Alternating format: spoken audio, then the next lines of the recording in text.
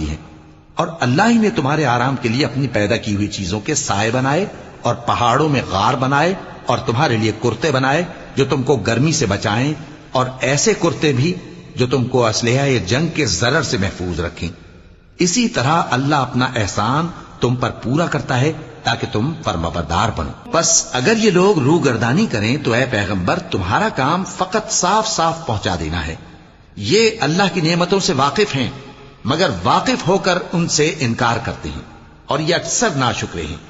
और जिस दिन हम हर उम्मत में से एक गवाह यानी पैगंबर को खड़ा करेंगे, फिर न तो कुफ्फार को बोलने की इजाजत मिलेगी और न उनके उज़्र कबूल किए जाएंगे। और जब जालिम लोग अजाब देख लेंगे तो फिर न तो उनके अजाब ही में तखफीफ की जाएगी और न उनको मोहलत ही दी जाएगी।